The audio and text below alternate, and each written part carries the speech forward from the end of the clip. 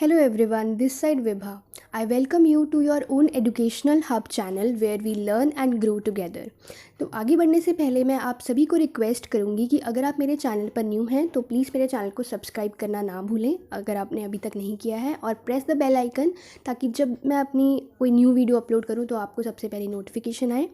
इसके साथ साथ अगर आपको ये टॉपिक अच्छे से समझ आता है तो please don't forget to hit the like button as it is free of cost for you and which will motivate me to make more videos। तो चलिए इस टॉपिक को समझते हैं। आज का टॉपिक जो है वो है स्कूल लीडरशिप।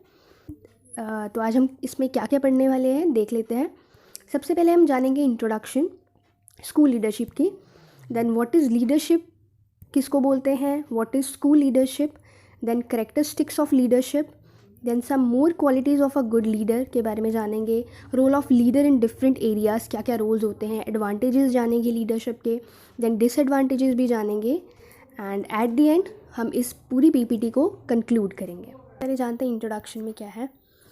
तो अगर हम लीडरशिप को अब देखें, लीडरशिप को अब हम एक हायरार्किकल वे में देखा जा सकता है। जो एक लीडर होता है वो एट द टॉप हम उसको मानते हैं क्योंकि वो ही एक पूरी ऑर्गेनाइजेशन को चला रहा होता है।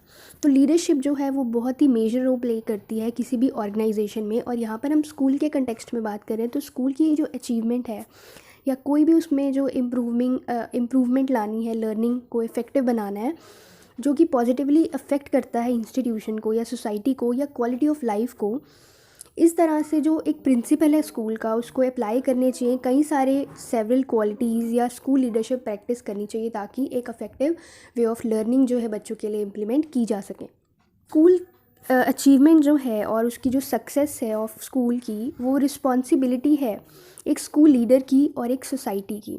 तो दोनों पार्टीज़ को, मतलब school leader as well as society जो है, उनको कहीं ना कहीं कमिट करना पड़ता है कि वो डेवलप करेंगे effective methods of communication between the external and internal environments of the school. मतलब अगर बेहतर एक कम्युनिकेशन होगा दोनों पार्टीज़ के बीच में तो कहीं ना कहीं जो लीडरशिप है वो भी इम्पैक्ट करती है, जिस वजह से जो एक ऑर्गेनाइजेशन है या स्कूल है उसकी मैनेजमेंट अच्छे से काम कर पाएगी, जिसकी वजह से पता चलेगा कि कहाँ पर लैक कर रहे हैं वो और उसको और ज़्यादा इम्प्रूवमेंट की जा सकती है। और लीडरशिप जो है एक ऐसा पोटेंशियल है, पोटेंशियल मतलब ऐसी क्वालिटीज़ होती हैं या एबिलिटीज़ होती है किसी के अंदर जो कि अभी इन्फ्लुएंस करता है दूसरे के बिहेवियर को, प्रभावित करता है। मतलब एक लीडरशिप में एक ऐसी पोटेंशियल होती है कि वो दूसरे बंदे को अपने प्रति प्रभावित कर सकता है। तो इसको हम ऐसा भी कह सकते हैं कि जो एक ऐसी कैपेसिटी जिसमें कि इन्फ्लुएंस करते हैं ग्रुप को। एक ग्रुप होता है, एक लीडर जो है एक पर्सन है जो ग्रुप ऑफ मेंबर्स को अपनी तरफ प्रभावित करता है और ये रियलाइजेशन करवाता है कि किस तरह से एक गोल को हमने अचीव करना है, अकम्प्लिश करना है। और लीडर्स जो हैं वो रिक्वायर्ड हैं, किस लिए चाहिए लीडर्स, ताकि वो डेवलप कर सके फ्यूचर विजन को, कि आगे जो हमको प्लान्स करने एक ऑर्गेनाइजेशन की इम्प्रूवमेंट को, उसको सक्सेसफुल मैनेजमेंट करने के लिए क्या क्या फ्यूचर विजन्स होने चाहिए और किस तरह से अपने ऑर्गेनाइजेशनल मेंबर्स को मोटिवेट करें ताकि वो पूरे जो विजन्स उन्होंने अपने प्लान किए हैं उसको अचीव कर सकें। What is leadership.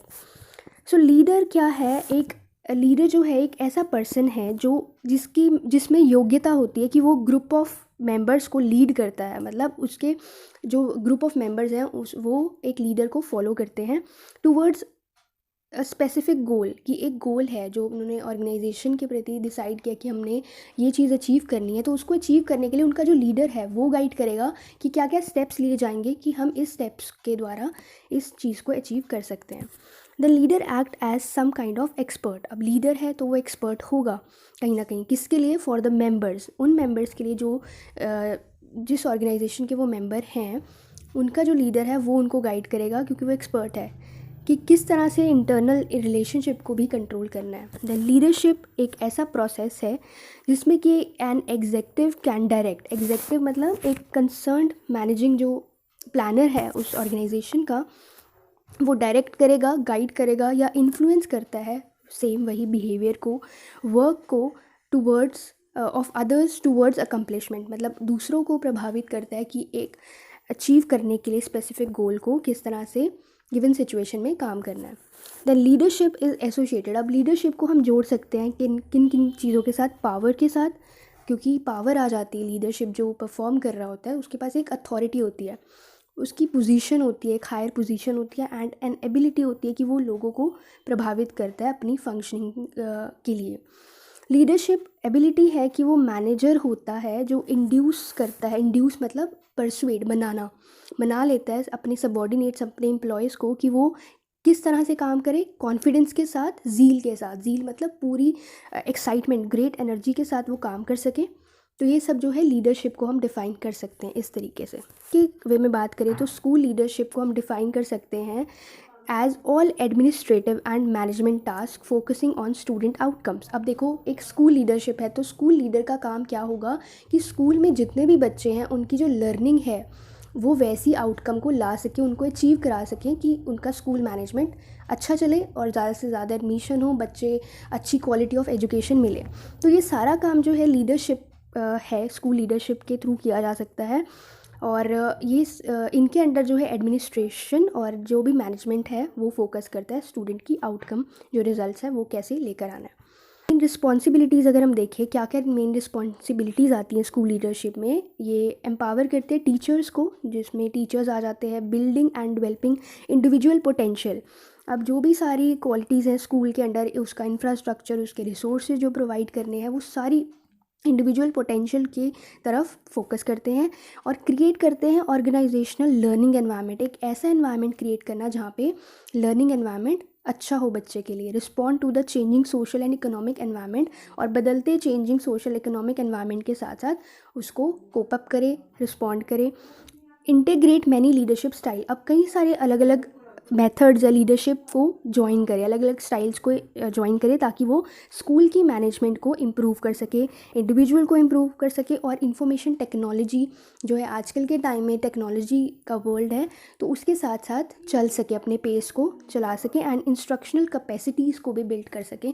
सो ये सारा हमारा स्कूल लीडरशिप में है, जो अपडेट रखता है अपने इंडिविजुअल्स को, अपने मैनेजमेंट को, और हेल्प करता है कि अकम्प्लिश करें अपने स्कूल के जो भी उनके गोल्स हैं, ऑब्जेक्टिव्स हैं।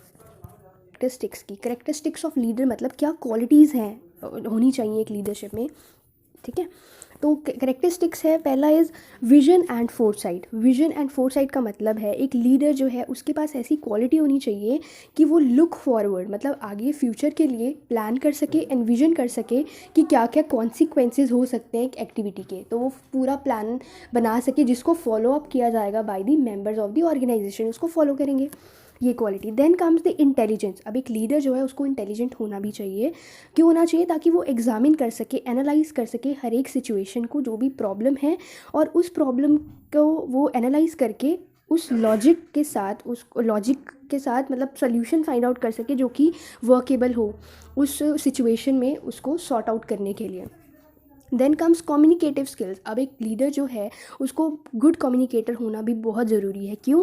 क्योंकि इससे क्या होगा, जो भी उसने स्ट्रैटेजीज़ बनाई हैं या प्रोसेसेस हैं, उसको वो क्लियरली अपने मेंबर्स को तभी अच्छे से डिफ़ाइन कर पाएगा, एक्यूरेटली, एफिशिएंटली समझा पाएगा, और जो कि हेल्प करेगा एक लीडर को कि वो तभी प्रभावित कर सकता है, मोटिवेट कर सकता है अपने फॉलोअर्स को। अगर उसकी कम्युनिकेशन स्किल अच्छी होगी, वो अपने आप को एक्सप्लेन, अपने व्यूज़ को अच्छे से समझा पाएगा, तभी एक जो उसके मेंबर्स हैं उसके ऊपर रिलाई करेंगे और समझ पाएंगे क्लियर विजन को।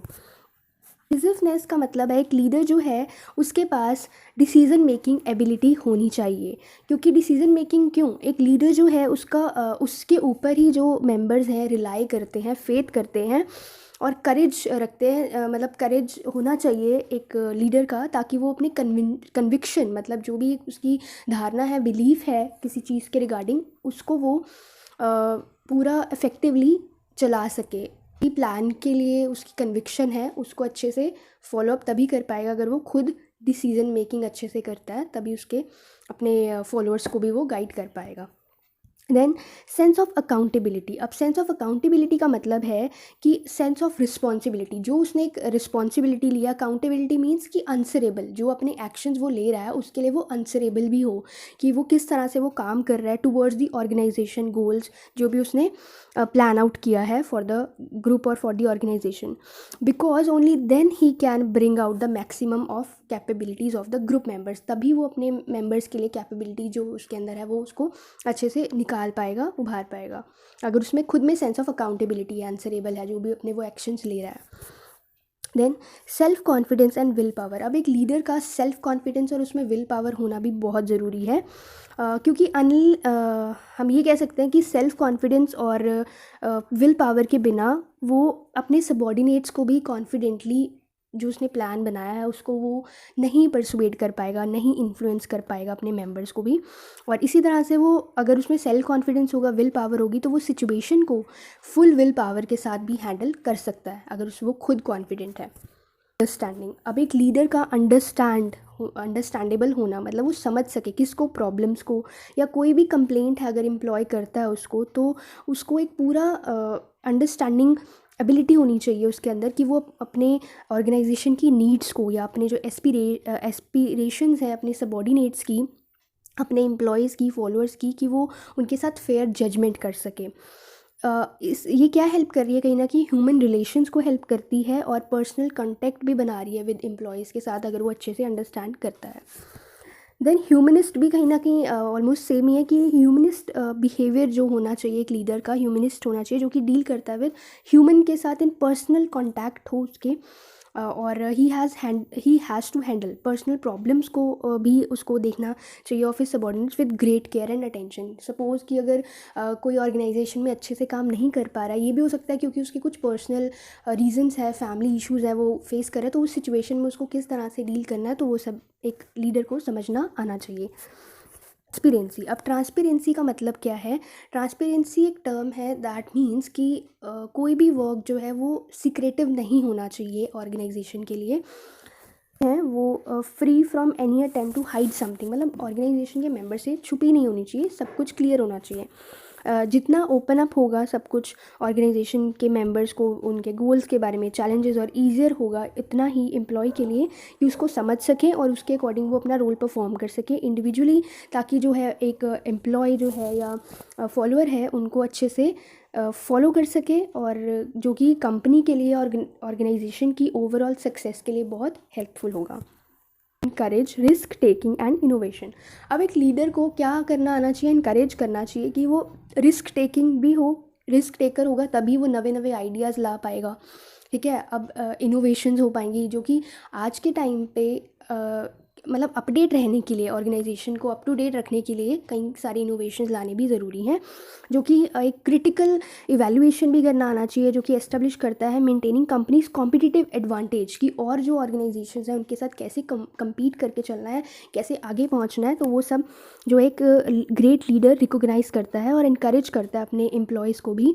को इस तरह के कल्चर को कहो या फिर बनाने से क्या होगा, एक लीडर जो है एम्ब्रेस करता है, मतलब एक्सेप्ट करेगा फेलियर्स भी अगर हो रहे हैं, या एम्प्लॉयज़ जो हैं वो और ज़्यादा मतलब अपनी टेस्ट कर सकेंगे थ्योरीज़ को, या आइडियाज़ जो हैं उसको अच्छे से प्रपोज कर सकेंगे अपने लीडर के सामने, और वो इस तरह से क्रिएटिविटी को भी वैल्यू करेंगे। डेलीगेशन का मतलब है कि जब एक लीडर है अपनी पावर्स को वो इंडिविजुअली सारी हैंडल ना करके डिवाइड कर देता है अपने, और आगे आगे हायरार्किकल वे में चलता है, तो पावर्स जो है डिस्ट्रीब्यूट कर दी जाती हैं। ये एक कोर रिस्पॉन्सिबिलिटी है लीडर की, और इसका गोल जो है वो ये नहीं होता कि एक लीडर जो अपने आप को फ्री कर ले, बट इसका मतलब ये होता है कि वो और अपने एम्प्लॉयज़ को इतना कैपेबल समझता है या एनेबल करता है कि वो भी डायरेक्ट रिपोर्ट कर सके, टू ग्रो करने में फैसिलिटेट करें टीम वर्क को, और एक ऑटोनॉमी प्रोवाइड करें जो कि कहीं ना कहीं बेटर डिसीजन मेकिंग भी करने में हेल्प करता है। और इस तरह के जो बेस्ट लीडर्स हैं बिल्ड करते हैं, क्या करते हैं, ट्रस्ट बिल्ड करते हैं वर्क प्लेस में, और उनकी जो टीम है वो इफ़ेक्टिव डेलीगेशन के थ्रू अच्छे से काम कर सकती है, क्योंकि जब वो एक्सपर्टाइज के अकॉर्डिंग वर्क को डिवाइड कर दिया जाता है, तो वो जो एक पर्टिकुलर पर्सन है या एम्प्लॉय है उसी मेन काम के ऊपर फोकस करके अपने फीडबैक देगा या प्रॉब्लम बताएगा ऑर्गेनाइजेशन में। तो इस तरह से एक लीडर को ही हेल्प होती है उसकी ऑर्गेनाइजेशन को ग्रो करने में। Self awareness. अब एक लीडर को सेल्फ अवेयरनेस होनी भी बहुत ज़रूरी है। इसका मतलब है कि एक लीडर को अपने अंदर खुद इनवर्डली फोकस करना आना चाहिए कि उसके क्या ट्रेट हैं, सेल्फ अवेयरनेस होनी चाहिए, ह्यूमिलिटी होनी चाहिए, मतलब उसको खुद की अंडरस्टैंडिंग होनी चाहिए अपने बारे में, उसको मतलब खुद सेल्फ बिलीव होना चाहिए और अपनी खुद की स्ट्रेंथ वीकनेस के बारे में पता होना चाहिए ताकि वो मोर इफ़ेक्टिव वे से दूसरों को लीड कर सके। अगर वो खुद के बारे में अच्छे से जानता है तो वो दूसरे को भी तभी अंडरस्टैंडिंग रख पाएगा दूसरे के प्रति, अगर वो खुद को अच्छे से समझ रहा है। कुछ और क्वालिटीज़ की बात कर लेते हैं गुड लीडर की। ये साहसी होना चाहिए, हिम्मत होनी चाहिए। मैच्योरिटी का मतलब एक state of being fully developed होना चाहिए, उसको पर्सनालिटी और इमोशनल बैलेंस में उसको बैलेंस करना आना चाहिए। एथिकल मतलब मॉरली उसको करेक्ट व्हाट इज़ राइट और रॉन्ग क्या है पता होना चाहिए। रेजिलिएंट का मतलब है एक इतना स्ट्रांग होना चाहिए कि वो डील कर सके किसी भी, कोई अगर इलनेस हो गई या शॉक आ गया कोई, या फिर कोई भी चेंज आ गया उसकी ऑर्गेनाइजेशन में, तो उसको वो हैंडल कर सके, इतना उसके अंदर पावर होनी चाहिए। देन हम्बल मीन्स विनम्र होना चाहिए, उसको घमंड नहीं होना चाहिए, डाउन टू अर्थ नेचर होना चाहिए। Coachable is the another quality. Coachable मतलब ऐसा कैपेबल होना चाहिए कि उसको ईजिली टॉट, अगर लीडर भी गलती कर सकता है कहीं पर, लीडर को भी ऐसी क्वालिटी होनी चाहिए कि वो सीखने की का एक माइंड रखता हो कि उसको भी सिखाया जा सके और ट्रेनिंग वो भी दे सके। अगर खुद वो अच्छे से सीख पाएगा तभी दूसरों को भी ट्रेन कर पाएगा। देन पेशेंट मतलब एबल टू स्टे काम, जो कि किसी भी सिचुएशन में एकदम रिएक्टिव ना हो, कि उसको कामली हैंडल करे, पेशेंस रखे। देन प्रॉब्लम सॉल्वर, उसको किसी भी प्रॉब्लम को सॉल्व करने के लिए काफ़ी सारे सोल्यूशन एनालाइज करके उसको आना चाहिए। देन ऑनेस्ट, ईमानदार होना चाहिए अपने ऑर्गेनाइजेशन के मेंबर्स के प्रति। देन इमोशनल इंटेलिजेंस का मतलब एक ऐसी कैपेसिटी कि वो अवेयर हो अपने इमोशंस के बारे में, उनको कंट्रोल कर पाए और एक्सप्रेस कर पाए अपने इमोशंस को इफेक्टिवली, ताकि वो अपने इंटरपर्सनल जो दूसरों के साथ उसके रिलेशनशिप है उसको अच्छे से निभा पाए, और ख़ुद के साथ भी, मतलब उसको कंट्रोल करना आना चाहिए कि कहाँ पे कितना इमोशन उसको शो करना है या हैंडल करना है।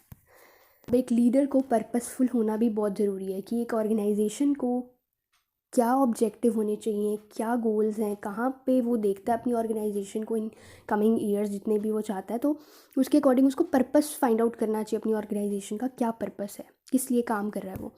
देन पॉजिटिव आउटलुक, और हर एक चीज़ में उसको कहीं ना कहीं पॉजिटिव आउटलुक के साथ काम करना आना चाहिए। Then trustworthy towards the employees, वो होना चाहिए, तभी उसके एम्प्लॉयज़ भी उसको हेल्प करेंगे। देन क्रिएटिव रिस्क देकर वही अलग अलग इनोवेशंस, न्यू आइडियाज़ के साथ उसको काम करना आना चाहिए। देन मोटिवेटेड, अगर वो खुद मोटिवेटेड होगा तभी वो अपने एम्प्लॉयज़ को भी मोटिवेट कर पाएगा। So these were all the qualities of a good leader.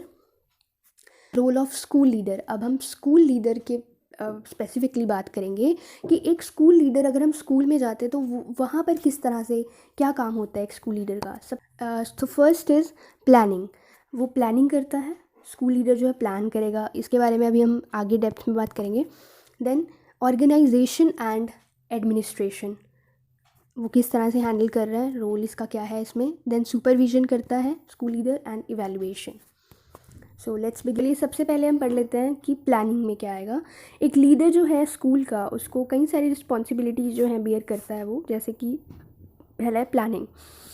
जो एडमिनिस्ट्रेशन का वर्क है, लीडर है, उसको प्लान करना पड़ता है कई सारी एक्टिविटीज़ इंस्टीट्यूशन की कई सारे स्टेजेस पे। जैसे पहला, before the reopening of school, अगर स्कूल बंद है, जैसे समर हॉलीडेज़ पड़ गई हैं और उसको रीओपन करना है, उसके बाद है ना रीओपनिंग ऑफ स्कूल होनी है, तो उस टाइम पे वो क्या करेगा, at this stage head master का हो या स्कूल लीडर का हो, has to do the following, क्या करना पड़ता है, अनाउंसमेंट करेगा of the date of reopening of the school, कब दोबारा रीओपन किए जाएंगे, date of receipt of the application forms, कब दोबारा जो एडमिशन होनी है न्यू, उसके बारे में सारी डेट्स वगैरह डिक्लेयर की जाती है। प्रिपेयर करते हैं वो calendar activities of the whole session, कौन कौन सी एक्टिविटीज़ परफॉर्म की जाएंगी, ये सब।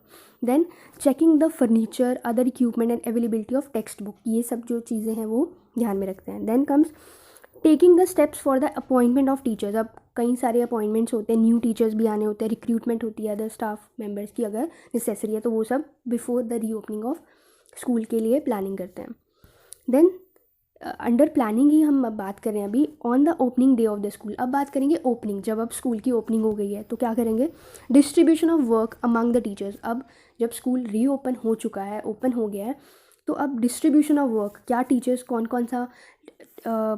सा टीचर कौन सा सब्जेक्ट पढ़ाएगा, कौन सी क्लास को पढ़ाएगा, वो सब प्लान करेंगे। For arranging various teaching add activities के साथ साथ कैसे अरेंजमेंट करना है, रिस्पॉन्सिबिलिटी क्या है, सबकी उन मतलब पॉसिबिलिटी ऑफ अरेंजिंग दैम, ये सब कुछ देखना, ability and interest of teachers, कौन कौन से सब्जेक्ट में है, क्या क्या अवेलेबिलिटी रिसोर्सेज प्रोवाइड करवाने हैं वो। Then arrangement of physical facilities as per requirement in the school, जो भी फिजिकल फैसिलिटीज़ की कोई रिक्वायरमेंट है वो। देन सेट करते हैं rules for the organisation of the school, के जो कुछ रूल्स और ट्रेडिशंस हैं जो फॉलो किए जा रहे हैं वहाँ पे, उस सब चीज़ों को ध्यान में रखा जाता है। देन अंडर प्लानिंग ही हम देखते हैं हम ड्यूरिंग द सेशन, अब जब सेशन चल रहा है पूरा उसके टाइम वो क्या करते हैं, ऑर्गेनाइज टीचिंग वर्क। हमने बात किया कि टीचिंग वर्क को करेंगे, ऑर्गेनाइज करते हैं various aspects for teaching activities.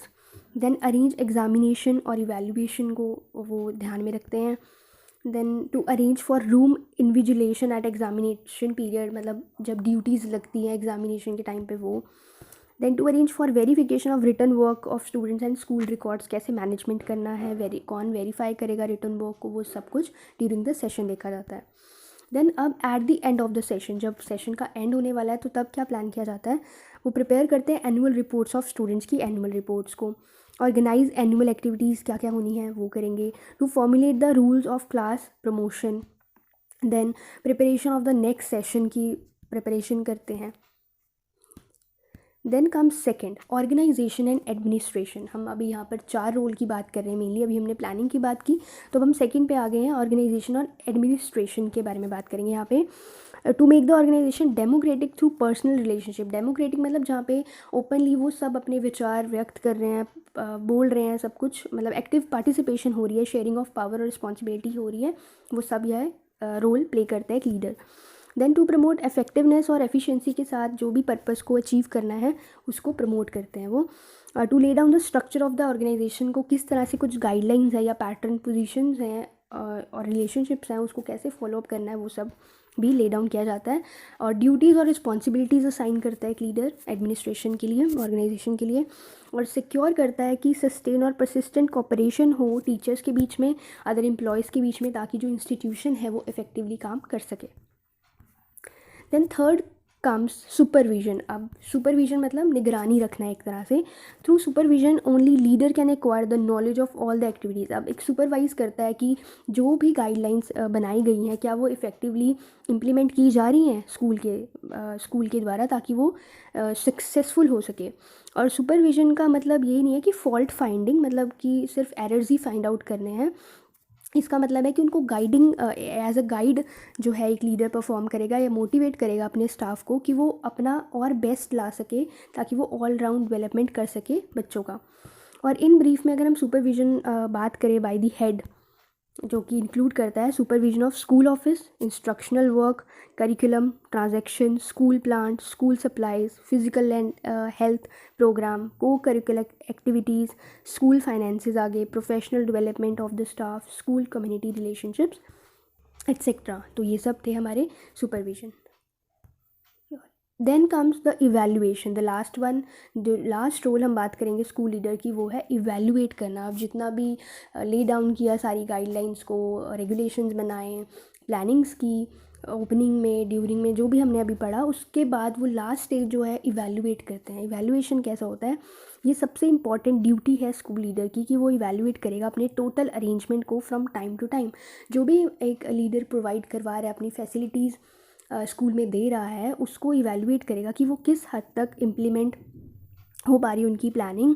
और besides evaluating the policies, processes और एक्टिविटीज़ ऑफ द स्टूडेंट के अलावा वो सब ओवरऑल कहीं ना कहीं प्लानिंग की इवेल्युएशन करता है। और it is also essential for him or her to examine his or her associates and actions of other functionaries of the school, कि और जो बाकी स्कूल है वो किस तरह से फंक्शनरी है, उनकी किस तरह से काम कर रहे हैं अपने स्कूल को और इफेक्टिव बनाने के लिए और लर्निंग क्वालिटी इम्प्रूव करने के लिए, वो सारे इवेल्युएशन करते हैं। जिसमें कि हम देखते हैं इवैल्यूएशन में असेसमेंट हो रही है, एनालाइज किया, फिर परफॉर्मेंस इंप्रूवमेंट, उसके रिजल्ट्स और फीडबैक लिए जाते हैं। सो ये सब थे role. Then comes the leadership के अब कुछ फ़ायदे क्या है, एडवांटेज हम देखते हैं। नॉलेज एक्सचेंज, इससे क्या है एक लीडर जो है वो एक्सपर्टाइज है, कहीं ना कहीं उसको ग्रेट नॉलेज है, तो वो एक्सचेंज करेगा अपनी नॉलेज दूसरों के लिए, दूसरों के साथ। स्किल डेवलपमेंट, स्किल डेवलप करते हैं, हेल्प करते हैं वो। Interaction between teacher and learner, teacher और लर्नर के बीच में इंटरेक्शन होती है। सोशलाइजेशन, इससे क्या है, जो सोशलाइजेशन है वो अच्छे से इफ़ेक्टिवली हो पाती है और कहीं ना कहीं एक लीडर जो है गाइड करता है इफ़ेक्टिव वे में सोशलाइजेशन कैसे हो। देन इमीडिएट फीडबैक भी हम लीडरशिप के थ्रू मिल जाती है, हमको लीडरशिप हेल्प करता है लीडर एक किस तरह से इफ़ेक्टिव वर्क करना है। देन एड्स पेडागोगिक बेनिफिट्स, पेडागोगिक मतलब जो एक टीचिंग स्किल्स हैं एक स्कूल में, वो ऐड करते हैं कि क्या क्या बेनिफिट्स होने चाहिए, किस तरह से learning teaching way of teaching होना चाहिए। देन बूस्ट एम्प्लॉय मोरल, अगर एक लीडर है तो वो कहीं ना कहीं मोटिवेट करता है अपने एम्प्लॉयज़ को काम करने के लिए और उनका मोरल जो है हाई भी कर सकता है। Then leads to increase in productivity, अब इस तरह से अगर उनका मोरल हाई होगा तो उनकी प्रोडक्टिविटी इंक्रीज़ करने भी कहीं ना कहीं लीडर का हाथ होता है। Then let's talk about disadvantages की बात कर लेते हैं लीडरशिप की। डिसएडवांटेज क्या हो सकता है, डिसएडवांटेज हम देख सकते हैं कैन कॉज कन्फ्लिक्ट। कन्फ्लिक्ट किस तरह से, अगर एक बीइंग अ लीडर, अगर आपका कोई डिसीज़न है जो कि फॉलो नहीं कर रहे हैं एम्प्लॉयज़, अगर मेंबर आपका वो क्लैश कर रहे हैं आइडियाज़ उनके और आपके आइडियाज़ के साथ, या इंटरेस्टेड नहीं है उसमें, तो वो कहीं ना कहीं कन्फ्लिक्ट क्रिएट कर सकता है। देन अवॉइडेंस ऑफ टास्क, अब एक बीइंग अ लीडर, अब एक जो लीडर है वो किसी भी टास्क को अवॉइड नहीं कर सकता, उसके लिए वो ऑर्गेनाइजेशन को सक्सेसफुल बनाने के लिए उसको वो टास्क को परफॉर्म करना ही पड़ेगा। अगर उसने लीडर्स को अपने एम्प्लॉयज़ को डेलीगेट किया है तो कुछ जो काम वो उसको करना है, अपने पार्ट का भी उसको वो करना ही पड़ेगा, वो अवॉइड नहीं कर सकता टास्क को। Then individual needs are dominated by the needs of the group, अब इंडिविजुअल नीड्स हैं जो, अगर उसके कुछ पर्सनल नीड को वो हटाकर वो किस तरह से डोमिनेट किए जाते हैं, dominate bye the needs of the group, वो ग्रुप की नीड्स के अकॉर्डिंग ही अपने जो भी ग्रुप के अकॉर्डिंग ही सारे सेट किए जाते हैं गाइडलाइंस, या उनके इंटरेस्ट के अकॉर्डिंग, ताकि वो भी मोटिवेटेड रहें, उनका मोरल हाई हो। इस तरह से वो लीडरशिप को एक लीड को सारी जो है नीड ऑफ द ग्रुप को देखते हुए चलना पड़ता है। देन टाइम मैनेजमेंट, एक लीडर को टाइम बहुत ज़रूरी है एक लीडर के लिए, वो कि टाइम मैनेजमेंट के साथ चले, अपने टाइम को मैनेज करना बहुत ज़रूरी है, तो उसको वो करना आना चाहिए। अगर लीडर ही खुद टाइम नहीं मैनेज कर पाएगा खुद का, तो वो एम्प्लॉयज़ के लिए भी, इसको भी अपना मतलब एम्प्लॉयज़ भी उसके ऊपर रिलाई नहीं कर पाएंगे और रोल मॉडल की तरह वो परफॉर्म नहीं कर पाएगा। देन रिस्पॉन्सिबिलिटी, और लीडर के पास बहुत ही ग्रेटर रिस्पॉन्सिबिलिटी होती है, क्योंकि वो लीड कर रहा होता है अपने ग्रुप को, तो उसके पास हैवी रिस्पॉन्सिबिलिटी होती है कि वो आंसरेबल होगा अपने एक्शंस का या अपने प्लान आउट का, जो भी उसने प्लान किया और जो उसने गाइड किया अपने एम्प्लॉयज़ को उसके प्रति। देन नेगेटिविटी, अब एक लीडर को नेगेटिविटी से हमेशा दूर रहना पड़ता है, क्योंकि अगर वो खुद ही नेगेटिव हो जाएगा तो अपने एम्प्लॉयज़ को कैसे पॉजिटिव करेगा और सोल्यूशन ओरिएंटेड कैसे बनेगा। तो इसलिए ये सब कुछ डिसएडवांटेजेस जो लीडरशिप को करने, मतलब वो दूर नहीं रह सकते हैं इस चीज़ों से, उसको अवॉइड करने पड़ते ही हैं।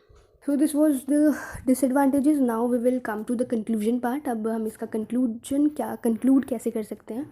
तो हमने देखा जो लीडर्स हैं एजुकेशन में वो प्रोवाइड करते हैं, डायरेक्शन दे रहे हैं कि किस तरह से किस चीज़ के लिए डायरेक्शन फॉर, किस चीज़ के लिए काम करना है, एक्सरसाइज करना है, influence over policy and practice, जो भी पॉलिसीज़ बनाई हैं उसके ऊपर कैसे परफॉर्म कर रहा है। और उनकी जो कंट्रीब्यूशन है वो बहुत इंपॉर्टेंट होती है एक लीडर की, क्योंकि वो एक तरह से एविडेंस है जो शो करता है कि उन्होंने क्या क्या इनिशिएटिव्स लिए हैं अपनी स्टूडेंट्स लर्निंग को इम्प्रूव करने के लिए, एंड ऑफ कोर्स अल्टीमेटली जो to the future in which we all share, और वो सब फ्यूचर प्लान आउट जो भी उसने किया है उसके प्रति वो कहीं ना कहीं बहुत ही बड़ा रोल प्ले करता है एक लीडर।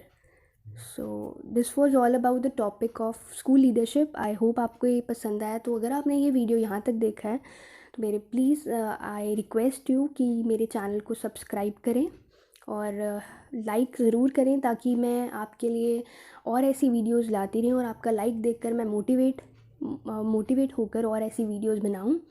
So thank you. और आप अपने कोई भी आइडियाज़ हैं या कोई आप सजेशन देना चाहते हैं तो कमेंट सेक्शन में कमेंट कर सकते हैं। Thank you.